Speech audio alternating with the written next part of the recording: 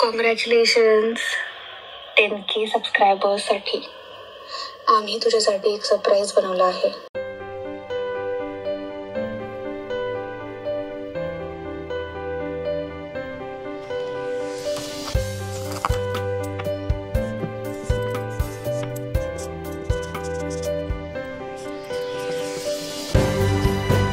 Hello नमस्कार, thank you so much 10,000 family.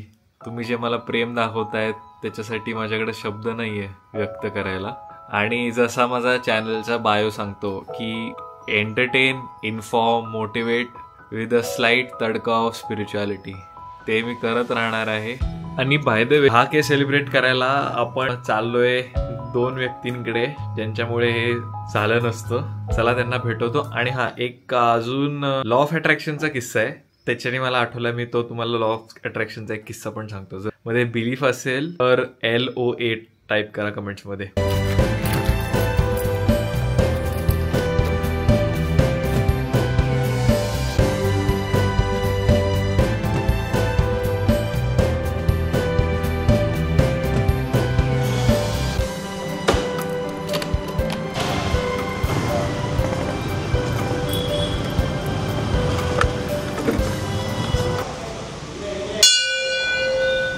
तर law of अट्रॅक्शनचा किस्सा असा आहे की मी बँगलोरला जेव्हा मला शिफ्ट व्हायचं होतं, मला असं म्हणत होतं की मे बी दत्त मंदिरं नाही आहेत, म्हणजे साईबाबांची मंदिरं साऊथमध्ये खूप आहेत, पण दत्त मंदिर असेल का नाही, कारण की मी दर गुरुवारी जातो मंदिरात. असं खूप व्हिज्युअलाइज करायचो आणि थिंक करायचो की मी जिथे पण बँगलोरला राहील तिकडे दत्त मंदिर असेल. आणि मे बी मला तेव्हा ते थोडं इम्पॉसिबल वाटायचं.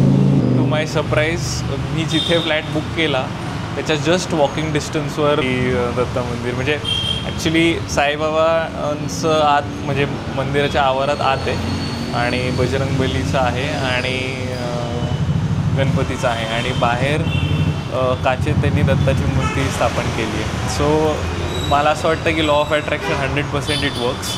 आधी मे बी इम्पॉसिबल वाटलेलं की इकडे बँगलोरमध्ये किंवा या साईडला दत्त मंदिर नसतील, तर ते माझ्या मे बी व्हिज्युअलायझेशन आणि लॉ ऑफ अट्रॅक्शनच्या ह्याच्यामुळे ते काम केलं, आणि तो माझ्या वॉकिंग डिस्टन्सवर आहे.